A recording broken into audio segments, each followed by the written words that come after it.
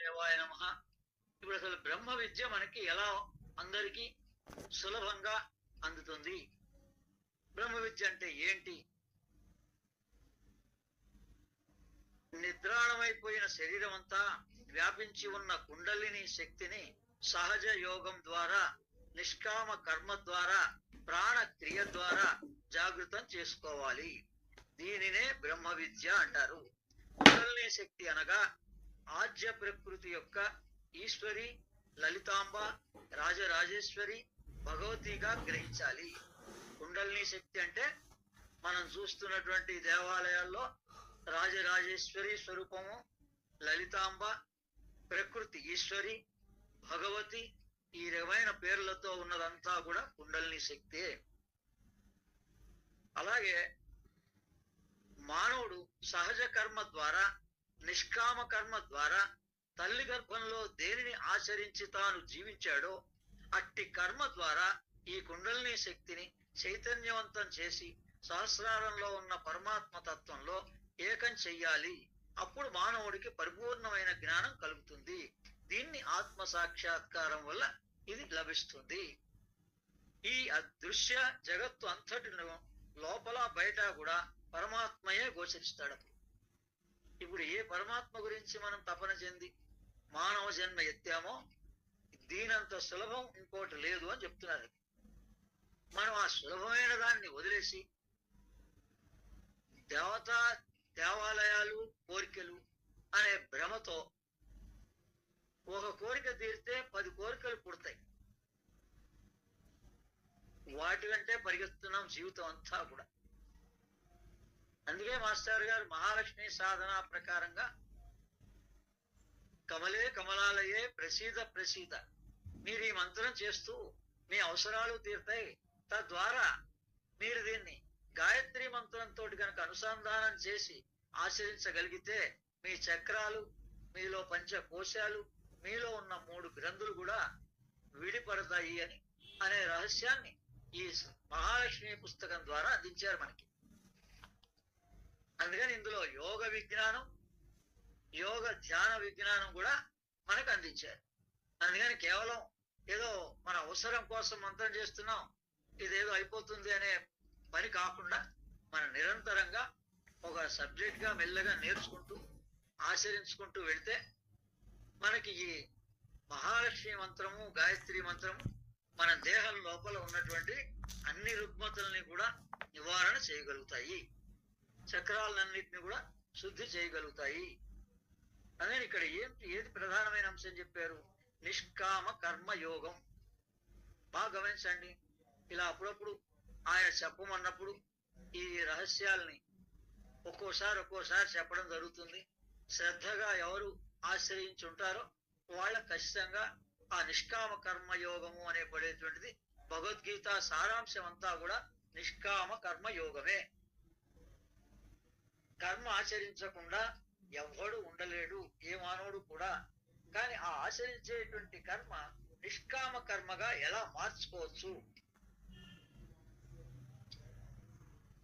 అందుకని దీన్ని నిష్కామ కర్మ అనబడే పేరు మీద మనం ఎంతైతే జ్ఞానాన్ని పొందడానికి ప్రయత్నం చేస్తామో ఎప్పుడప్పుడు మన మనస్సు దాన్ని పట్టుకోవడానికి ప్రయత్నం చేస్తుంది. నాకు కూడా ఆత్మ సాక్షాత్కారం కావాలి అనే కోరిక పెట్టాలి. దానికన్నా ముందు వేరే కోరికలు వస్తున్నాయి. అందుకని ఇక్కడ ఏమన్నారు? ఈ బ్రహ్మ విద్య అంటే నిష్కామ కర్మ ద్వారా, ప్రాణ క్రియ ద్వారా, కుండలిని శక్తి ద్వారా ఈ 3 రకాలుగా కూడా మనం పొందొచ్చు. అందులో ఈ ప్రాణ క్రియనే సమర్థ సద్గురు స్పర్శ ధ్యానం ద్వారా, ఓంకార సాధన ద్వారా ప్రాణ క్రియే చెయ్యాలి, ప్రాణాయామమే చెయ్యాలి. అది గాయత్రి ద్వారా చేయొచ్చు, మహాలక్ష్మి మంత్రం ద్వారా చేయొచ్చు. ఇకపోతే నిష్కామ కర్మయోగం అనేది మాత్రం చాలా వివరాత్మకంగా మనం ఎంత తెలుసుకుంటూ పోతుంటే మనకంత తెలుస్తుంది. ఏ రోజైతే మీకు నిష్కామ కర్మయోగం అంటే ఏంటో సంపూర్ణంగా మనసు గ్రహించిన రోజున నాకు అదే కావాలి, నేను అది చేయగలుగుతాను చాలా సులభంగా, ఎవరి సహకారము లేకుండా అని మనస్సు నిర్ధారణకు వస్తుంది. మనస్సు నిర్ధారణకు వస్తుందో మనకి ఇంకా ఏ ఆలోచనలు ఉండవు, ఎవరి గురించి విచారం ఉండదు. మన డ్యూటీ ఏదో మనం ఆఫీసులో బాగా గమనించండి, ఆఫీసులో ప్రతి వ్యక్తి ఎంతవరకు రెస్పాన్సిబుల్ గా ఉంటున్నాడో అంతవరకే ఈ సంసారంలో కూడా ఉండొచ్చు. నేను అలా ఆచరించి మీకు చెప్తున్నాను. అందుకని నేను ఇలా 100 పుస్తకాలు చదవగలిగా స్వాధ్యాయనం లాగా.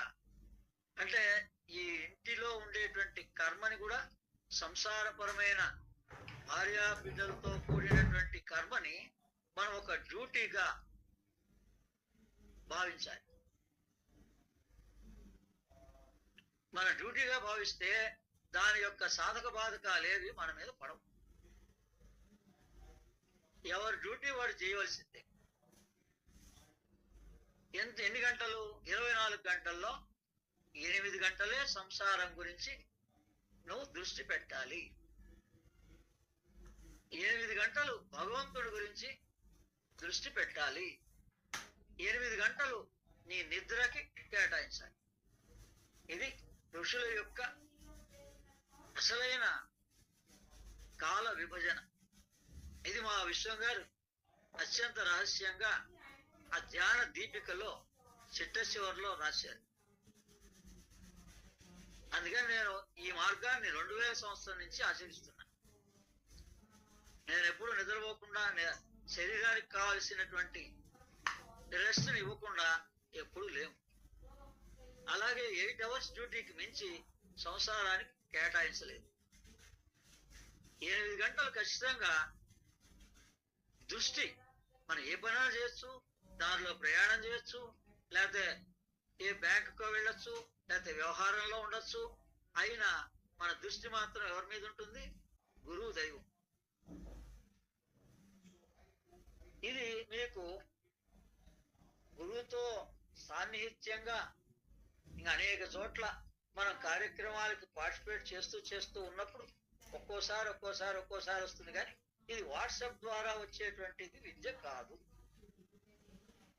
ఈ రోజుల్లో 1 సంవత్సర కాలం నుంచి అబ్జర్వ్ చేశాం, ఏ మనిషికి కూడా స్వతహాగా ఒక గురు పూర్ణిమ కూడా అటెండ్ కావాలి అనే కామన్ సెన్స్ కూడా లేకుండా మరి మాస్టర్ గారి ద్వారా అనుగ్రహ ప్రాప్తి ఎలా కలుగుతుంది? ఓన్లీ ఆన్లైన్ క్లాస్ విన్నారంతే. దానివల్ల ఏం ఉపయోగం? మానసిక స్థితిలో మార్పు రాదు.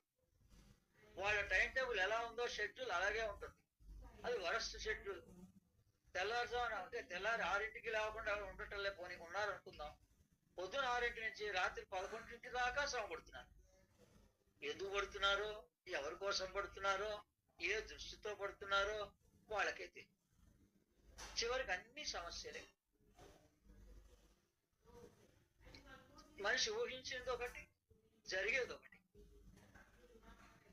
ఎక్కడా సుఖశాంతం. మరి ఇంతటి అద్భుతమైన నిష్కామ కర్మ యోగము మనకి ఏ శ్రమ లేదండి. ఈ నిష్కామ కర్మ యోగం అనేటువంటి అద్భుతమైనది. దాని గురించి చాలా వివరాత్మకంగా రహస్య ప్రణాళికలో భాగంగా మన చేతికి అందింది. దాన్ని సరే ప్రాప్తం ఉన్న వాళ్ళకి తెలియజెప్పే ప్రయత్నం చేస్తాం.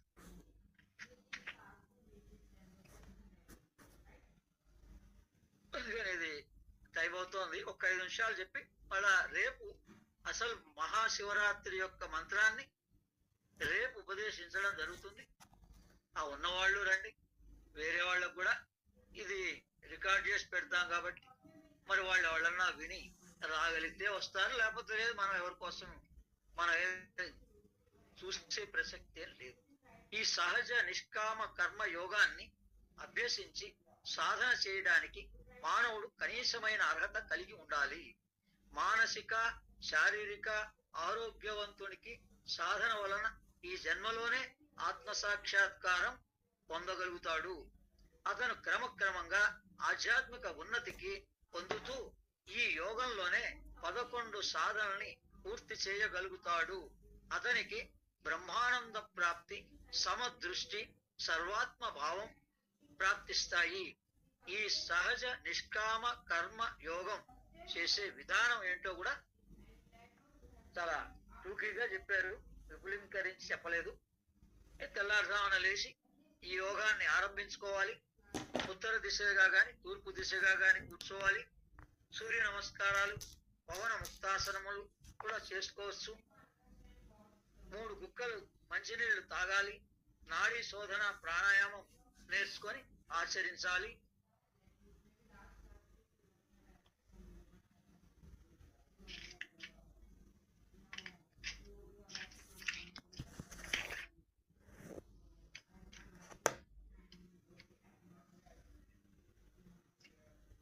Tuning of the brain is intelligence అనగా బ్రెయిన్ ను స్టిమ్యులేట్ చేసుకొని యాక్టివ్ గా ఉంచుకోవడమే ఇంటెలిజెన్స్ అని అనబడుతుంది. ఒక్క 10,000 మంది యోగుల్ని గనక తయారు చేయగలిగినట్లయితే ఈ ప్రపంచంలో ఉన్న వారందరినీ జ్ఞానులుగా మార్చగలుగుతారు అని మహేష్ యోగి లాంటి మహానుభావులు తెలియజేశారు. బుద్ధుడు, తీర్థంకరుడు ఇందులకే ప్రయత్నం చేశారు. మహమ్మద్ ప్రవక్త, యేసుక్రీస్తు ఈ కోవలోని వారి ప్రయత్నాలు వాళ్ళు చేశారు. ఈ విధంగా మరణ సమయంలో ఈ జీవుడు ఈ సహజ నిష్కామ కర్మ యోగాన్ని తుదకైనా ఆచరించి సహస్రారంలో గల పరమాత్మ తత్వాన్ని చేరుకోవడానికి ప్రయత్నం చేస్తుంది. కానీ దాన్ని ఎగశ్వాస అంటారు. కానీ మధ్యలోనే కఫ, వాత, పిత్త అనేటువంటి 3 కూడా అడ్డుపడి ప్రాణం సహస్రారానికి చేరుకోకుండా, అంటే హృదయంలో ఉంటుంది ప్రాణం. ఈ జీవుడు ప్రతి జన్మలో కూడా పాపం చిట్ట చివరిలోనైనా ఈ భగవంతుడిని చేరుకోవాలి అన్న కోరికతో, అసలు కోరిక అది, ఈ మనస్సు దాన్ని పక్క పెట్టేసి రోజుకో కోరిక, రోజుకొక రకం జన్మంతా కూడా. అలా మనని తప్పుదారి ఎవరు పట్టించరు? మన మనస్సే. మనలో అసలైన వాడు ఎవరు? మన ప్రాణం. ఆ ప్రాణమే జీవుడు. ఆ జీవుడు పాపం పరమాత్మని దర్శించాలన్న ఆకాంక్షతో చిట్ట చివరి శ్వాసలు అయిపోయే టైంలో ప్రయత్నం చేస్తాడట. ఆ చేసినప్పుడు ఏమవుతోంది? అడ్డు వాత, పిత్త, కఫాలు అడ్డుపడి ఆ సహస్రారం వరకు చేరుకోకుండా ఈ నోటి ద్వారా గాని, చెవు ద్వారా గాని, ముక్కు ద్వారా గాని, కంటి ద్వారా గాని మనలోని ప్రాణం నిష్క్రమిస్తోంది. జీవుడు బయటికి ఇలా తాను ఊహించింది ఒకటి, జరిగేది ఒకటి. ఆ పరిస్థితి మాలాంటి వాళ్ళు. మేము దేహం ఉన్నప్పుడే ఆ పరమాత్మను దర్శించాం. ఆ యొక్క ఆత్మ యొక్క సాక్షాత్కారాన్ని పొందాం. ఇంకా అందుకని మేము ఈ బయట విషయాలు, లేకపోతే ఈ ఆర్గనైజ్ చేయడం, లేకపోతే నలుగురిని కలపడం, ఏ పని మీద కూడా మేము శ్రద్ధ వహించలేము. అందుకని వాళ్ళు రాంగ్ పర్సన్స్ అయినా, రైట్ పర్సన్స్ అయినా, ఆ గ్రూప్ లో ఉన్నా మనం ఏమీ అనం. అందులో వచ్చినా జాయిన్ అయినా మనం ఏం అనం. ఇక ముందు కూడా ఏం అనకండి. ఇలా సహజ నిష్కామ కర్మ యోగాన్ని మరి ఎలా చేయొచ్చండి అంటే, మన జీవితంలో కూడా మనకు తెలియకుండానే సహజ నిష్కామ కర్మ యోగాన్ని గాఢ నిద్రలో అప్పుడప్పుడు చేస్తూనే ఉంటాం, గురక పెడుతూనే ఉంటాం. పరమాత్మ సామీప్యంలో నివాసం ఉంటున్నాం మనం. ఆ ఉపవాసం వలన దాన్ని ఉపవాసం అంటారు. ఇది తెలియకుండా పగలు ఉపవాసాలు ఉంటున్నారు. ఈ ఎండల్లో, ఇటువంటి వాతావరణంలో అలా ఉండమని ఎవరు చెప్పలేదు. ఇది ఆ ఉపవాసం యొక్క అసలు అర్థం. ఆ ఉపవాసం వలన మనం పునఃశక్తివంతులమై మన దైనందిన కార్యక్రమాలను ఉత్సాహంగా చేసుకోగలుగుతున్నాం. ఈ సహజ నిష్కామ కర్మయోగాన్ని, విశ్వయోగాన్ని 11 అంచెలుగా సాధకుడు గురువు వద్ద అభ్యసించాలి. మనలోని 11 ప్రాణములు ఈ 11 అంచెల సాధన వలన ఏకమై ఆత్మను పరమాత్మతో అనుసంధానం చేస్తాయి. ఇప్పుడు ఇక్కడ చెప్పినది ఈ యోగాన్ని పరిచయం చేయడం మాత్రమే. గురువు సహాయ సహకారాలతో దీన్ని అభ్యసించి అంచెలంచెలుగా సిద్ధింప చేసుకోవాలి. గు అనే శబ్దానికి చీకటి అనర్థం, రు అనే శబ్దానికి వెలుతురు చూపించేదని అర్థం. అజ్ఞాన అంధకారాన్ని పటాపంచలు చేసి వెలుగును చూపేవాడే గురువు. ఆ ఈ అంతర్మదనం వలన మన శరీరంలో విద్యుత్ ఉత్పన్నం అవుతుంది. క్షీరసాగర మదనంలో అమృతం ఉత్పన్నమైనట్లుగా మనలో మదనం పుట్టి ప్రాణానికి ఆహారమై ప్రాణం శక్తివంతం అవుతుంది. సాధన చేస్తూ చేస్తూ ఉండగా లోపలే ఒక చోట ప్రాణ విలువ వాయువు నిలిచిపోతుంది. ఆ ప్రాణవాయువు హృదయంలో గాని, కంఠంలో గాని, భూమధ్యంలో గాని, బిందువులో గాని నిలపడం అనేక సిద్ధుల్ని సాధకుడికి కలగజేస్తుంది. సహస్రారంలో నిలపగలిగినట్లయితే జీవన్ముక్తి లభిస్తుంది. ఇది యోగ రహస్యం. నిష్కామ కర్మయోగం, దీన్నే సహజ యోగం అంటారు, నిష్కామ కర్మయోగం అంటారు. తల్లి గర్భంలో ఉన్నప్పుడు మనం అందరం చేసిన వాళ్ళమే. మనందరికీ ఇది అలవాటు ఉన్నదే, ఇది కొత్తది కాదు. దీన్ని ఉన్నదాన్ని ఉన్నట్లు గ్రహించు అన్నాడు రమణ మహర్షి. అందుకని ఉన్నది ఉన్నట్లు ఉండు అన్నాడు. ఉన్నది నలుబది అని చెప్పే పుస్తకంలో ఈ రహస్యాన్ని చెప్పేశాడు. అలా ఈశ్వరుడు ఎవరో కాదండి, భగవాన్ రమణ మహర్షి. నమ్మగలిగిన వాళ్ళు నమ్మండి, లేని వాళ్ళు లేరు.